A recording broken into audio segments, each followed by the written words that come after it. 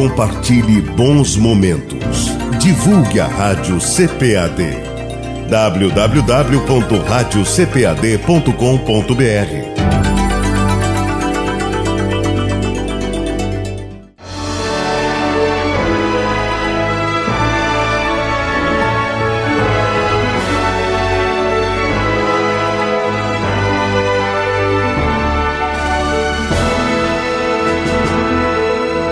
Subsídios. Lições Bíblicas. Jovens. Lição 12. Quanto amo a tua palavra. A paz do Senhor Jesus, prezado professor, prezada professora.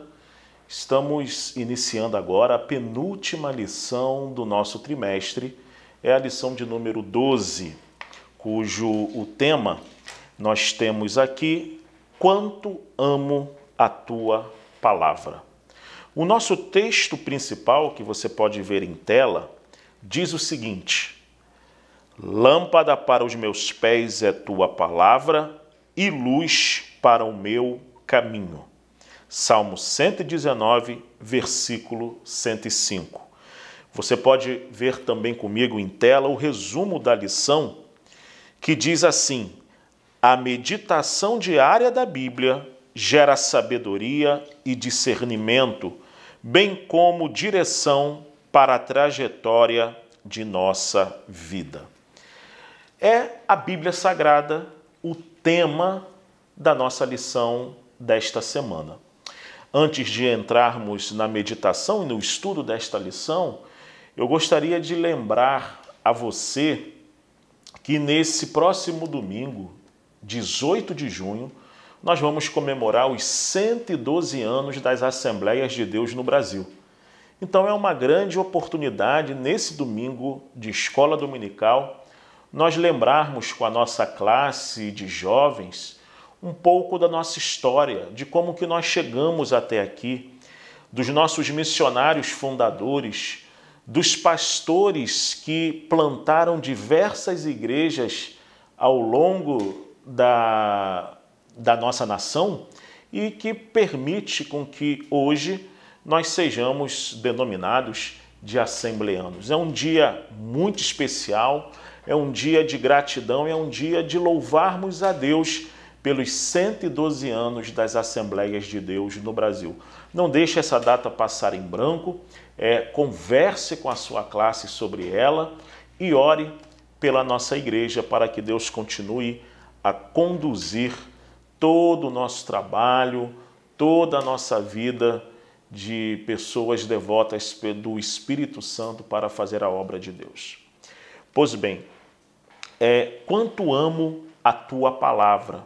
Nós vamos meditar o Salmo 119, dos versículos 97 ao versículo 109. Para efeitos de introdução, seria muito interessante nós trabalharmos com a classe perguntas que estimulem os jovens a perceberem a importância de um salmo como 119. Basicamente, esse salmo ele nos ajuda a ter uma relação com a leitura da palavra de Deus de uma maneira muito mais profunda. Por isso que você pode começar a aula nesta semana perguntando aos jovens como está o relacionamento deles com a Bíblia, né? Que tipo de objeto de relação a Bíblia é para nós, né? Ela tem sido um farol na nossa vida, ela tem sido uma direção na vida dos jovens da sua classe, porque, afinal de contas, é para isso que a Bíblia deve estar nas nossas vidas, porque ela nos dá diretrizes, ela nos dá conselhos, e é para essa verdade que o Salmo 119 ele está organizado. Se você observar a estrutura do Salmo 119, que é muito parecido com o Salmo 19, O Salmo 119 com o Salmo 19 tem uma semelhança muito grande por causa do mesmo objeto central do Salmo, que é a lei de Deus, que é a palavra de Deus.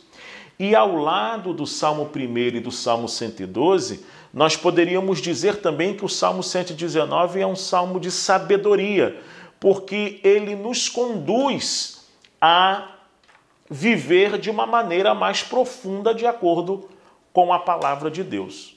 Agora, a organização do Salmo 119 diz muito a seu respeito, porque ele é uma canção organizada em 22 estrofes.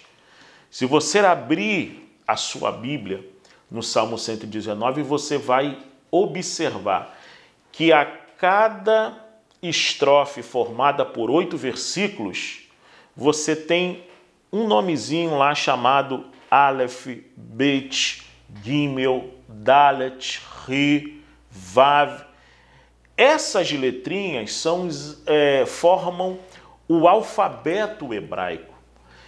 E elas estão ali porque justamente o Salmo 119 está organizado por meio de acróstico, ou seja, a organização do alfabeto hebraico traz a letra desse alfabeto em cada estrofe do texto. Isso não é muito possível ver na Bíblia de língua portuguesa, porque ao traduzir o texto do hebraico português, a transliteração, outros caracteres, a gente não percebe isso. Mas quem tem acesso ao texto do hebraico percebe claramente, por exemplo, que os 8 primeiros versículos iniciam cada um deles com a letra Aleph, Aleph, né?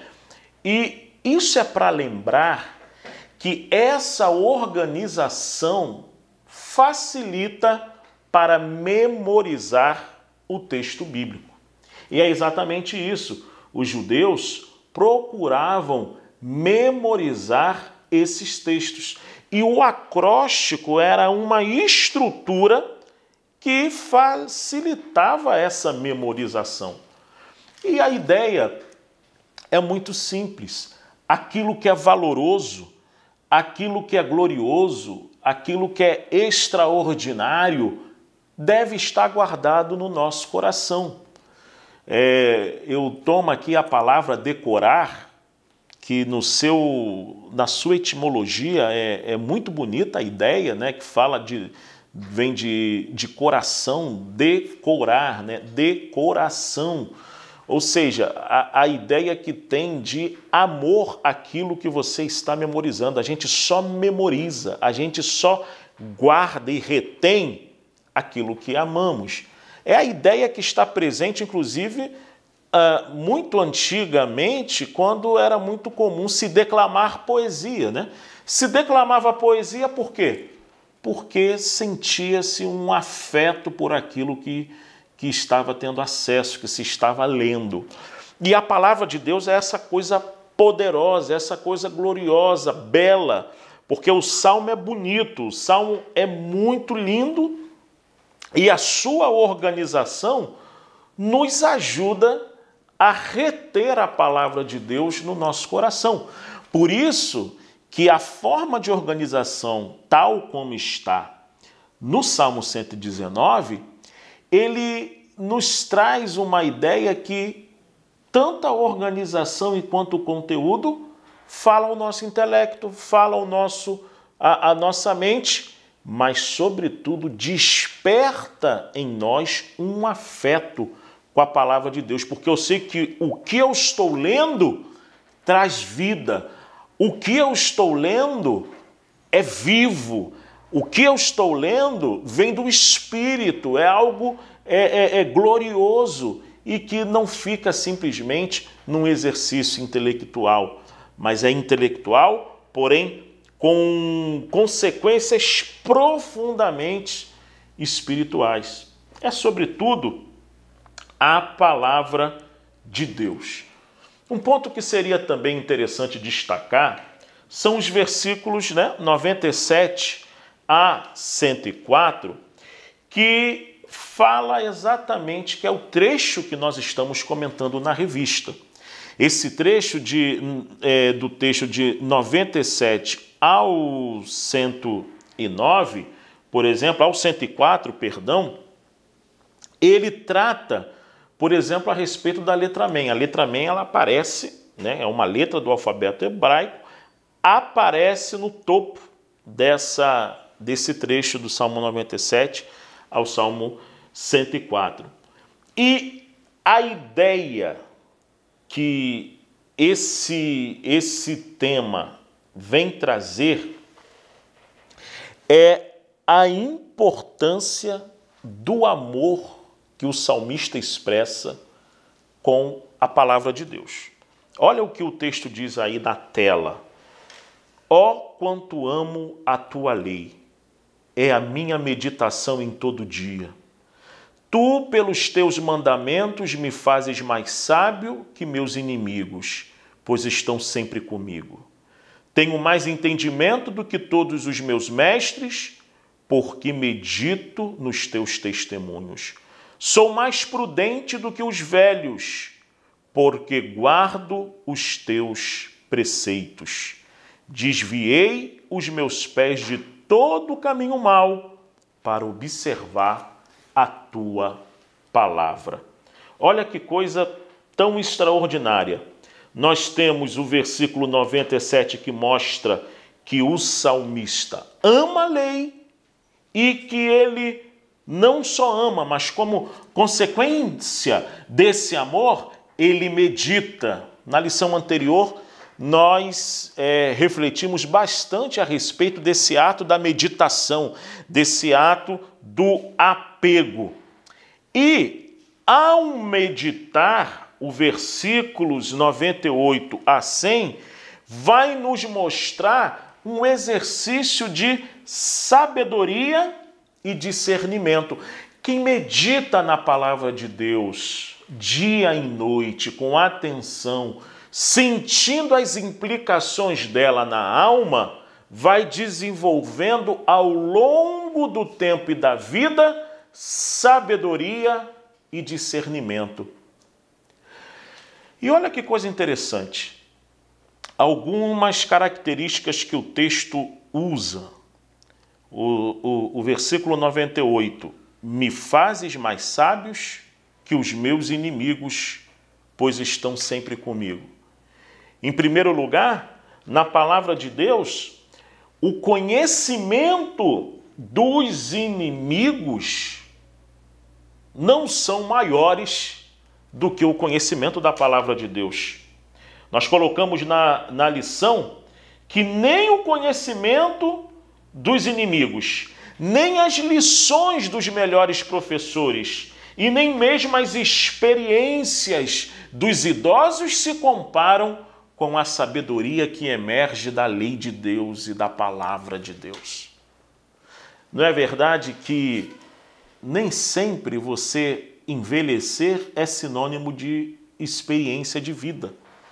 Nem sempre a competência, a habilidade profissional vai suprir todas as necessidades de sua vida.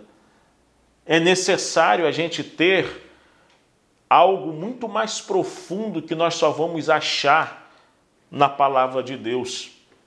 O momento de falar, o momento de discernir aquilo que está diante de mim.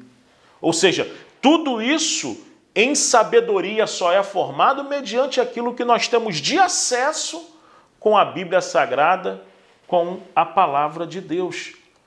Por isso que o salmista fala, eu amo a tua lei. Eu amo a tua lei porque ela norteia a minha vida.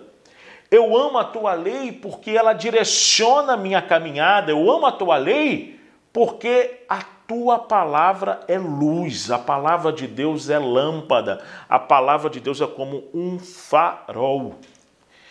Com base nessas questões, nós podemos dizer que a partir dos versículos 105 e versículo 106, 112 até, nós podemos dizer que a palavra de Deus, ela traz uma direção para a nossa vida. Veja o que o texto diz no versículo 105, lâmpada para os meus pés é a tua palavra e luz para o meu caminho.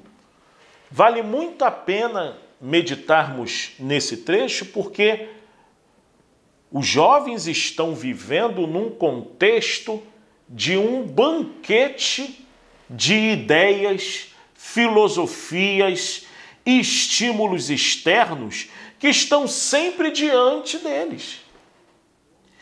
E, nesse sentido, a palavra de Deus ela aparece como uma direção, como uma bússola.